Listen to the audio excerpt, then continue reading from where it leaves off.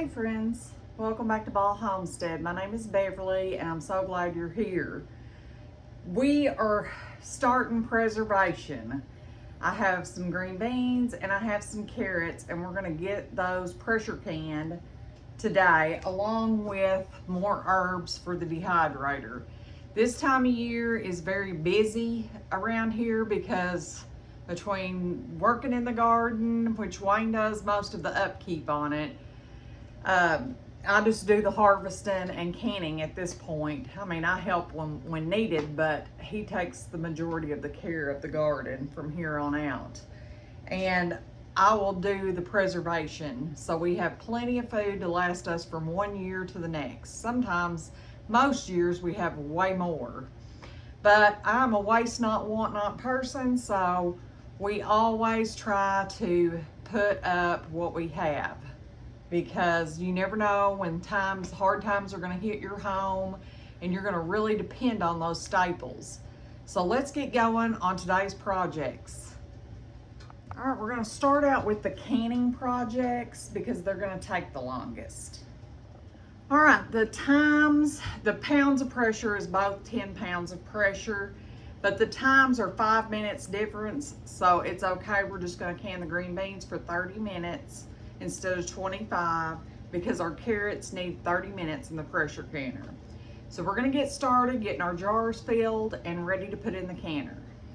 All right, guys, I've got my jars all washed and ready to fill. And I have my beans. These have all been washed and are ready. So all we're going to do, green beans are probably the simplest thing on the planet to can.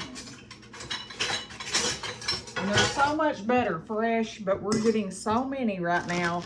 I do not want any of these to go to waste. We don't eat supper through the week, so we don't want, to go that long without using these up. All you do is with your clean, snapped beans, I've been going through every couple of days, and me and Wayne have been picking and snapping beans, and I just fill these jars as full as I can get them. My pressure canner holds 7 quarts, so that's what our goal is today, is to fit 7 quarts in here.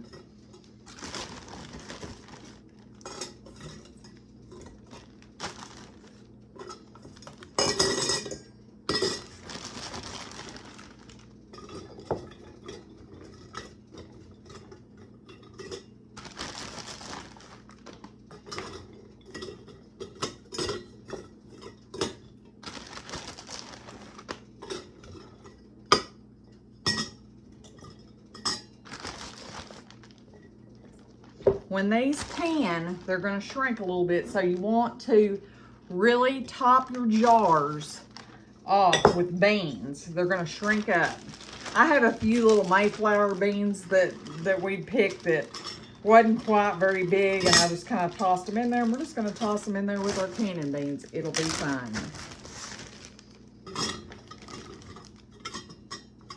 I have a little compost bowl over here because I'm going to take all the carrot tops and stuff out to usually I take them to the bunnies, but I'm going to give them to Lucy, our pig. She is big pregnant, and I think that she would appreciate a nice fresh snack. She's big pregnant, I believe, anyways. If I'm wrong, I'm going to be surprised. Well, friends, we may just have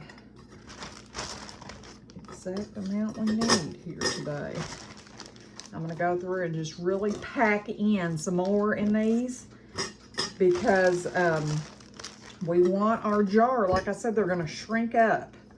So you want to pack your jar as full as you can get it.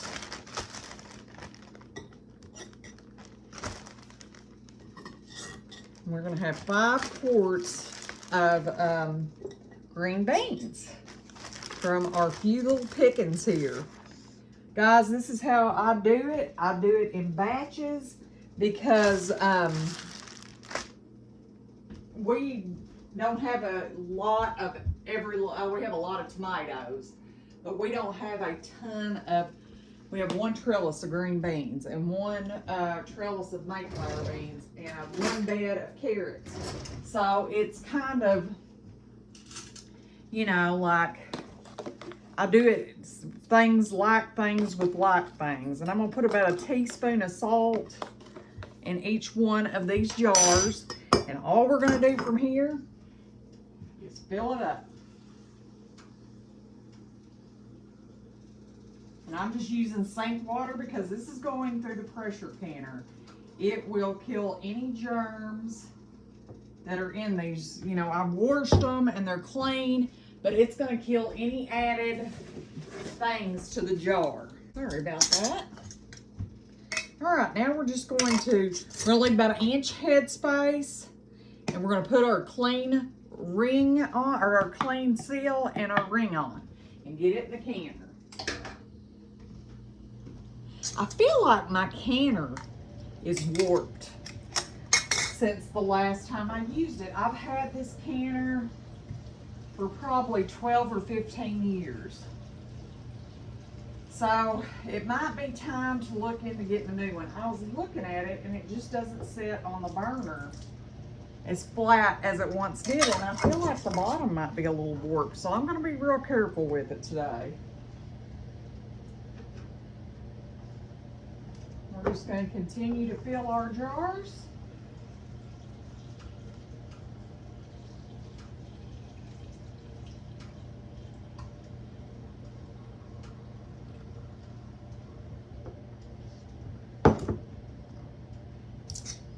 Now the carrots are going to take just a little bit more time because we've got to really wash them good.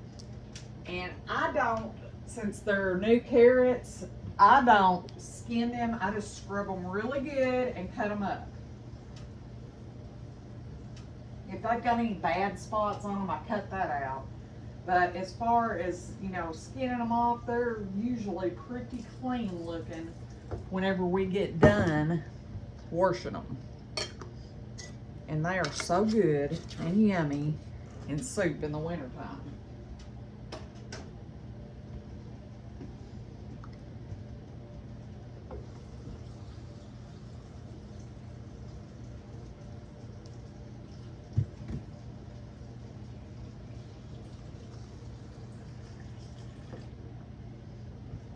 There's our 5 quarts of green beans already in the canner. Now we're going to start on our carrots.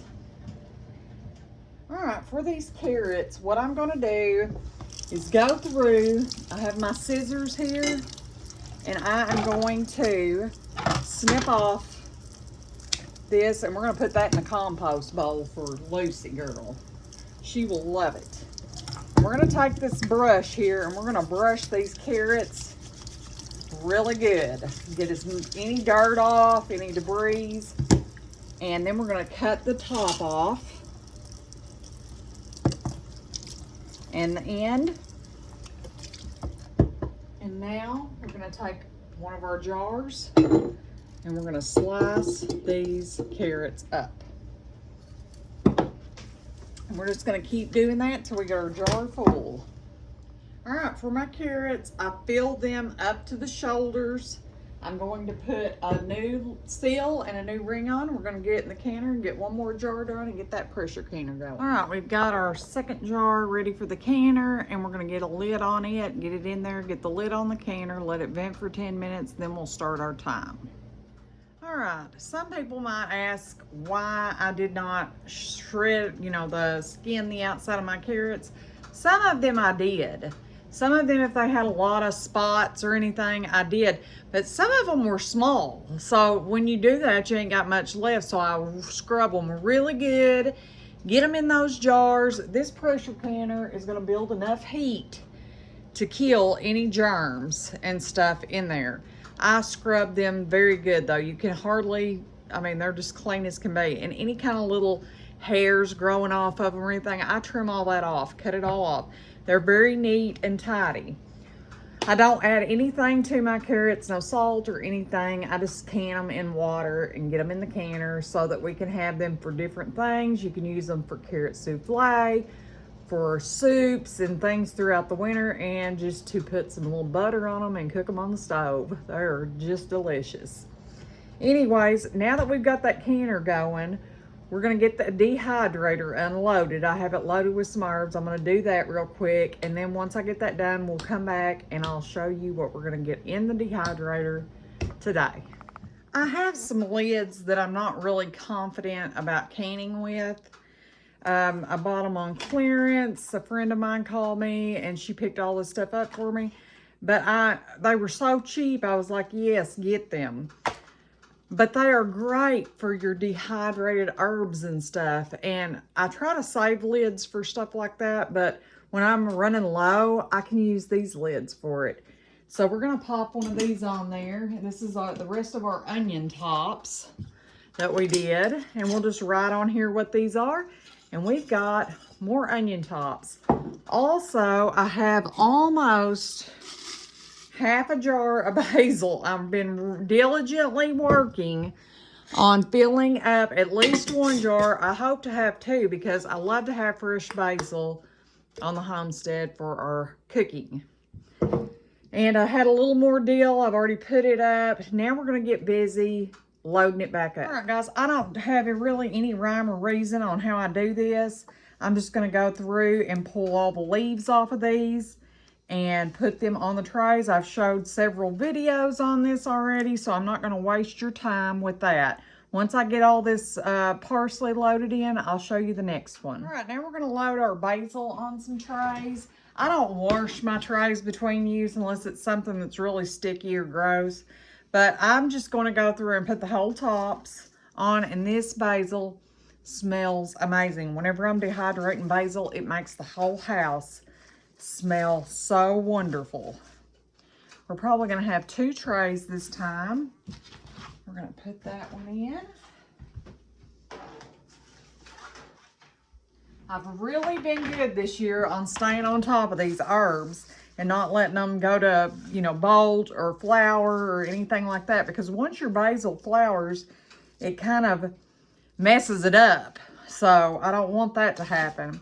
So we got 2 trays of basil. I'm so excited. My house is gonna smell wonderful in a little while. Our last tray is gonna be flowers. I picked a bunch more lavender, and we're gonna put that on one side, and our calendula blooms on the other. And we're gonna get these in the dehydrator and get it going, guys. I'm super excited about it. This time of the year is our busy time of the year of getting food put up. We're just gonna turn that on and let it go. I have picked, I think, 5 times on the parsley. I have put up a ton of parsley. I'm gonna see if my girls need any for their pantries for the winter time, because I like to make homemade ranch, and it is really nice to have where you don't have to buy it. And this year I have put up more than I've ever put up. In the past, whenever I haven't had a good parsley year, I have dehydrated my carrot tops and, you know, chopped them up really fine, dehydrated them, and used carrot tops for parsley substitute. And it does work because I've done it in years past. But I'm so excited to have plenty of parsley this year, and this is the first year I've ever grew calendula, and I'm so excited to have it also, and lavender. So I notice my feverfew is starting to get little blooms. When those start blooming, I believe I dehydrate those flowers also. I will have to do some double checking on that though. Anyways, I'm gonna check on this canner. I'm just really, I don't know, it just feels like it's warped. I don't know. I don't know if you can see it or not, but we have a nice steady little stream coming through, and we have for about 10 minutes. So we're gonna go ahead and pop our weight on. And we're gonna let that come up to 10 pounds of pressure, and we're gonna pressure can it for 30 minutes. Once it comes up to 10 pounds, we'll start our timer. All right, we have turned off the stove. Our timer's up, so we're just gonna let this pressure canner take its time. I probably won't even mess with this tonight, and tomorrow I'll come in and take them out. All right, friends, we got a lot accomplished today. I know it was just 7 quarts of food, but that's food for the winter that we can enjoy and think about our wonderful harvest that we had this year. We got our dehydrator loaded again, and that's also going to help with our winter cooking. So thank you for stopping back by our homestead. Please like, share, and subscribe. Until next time, friends, goodbye.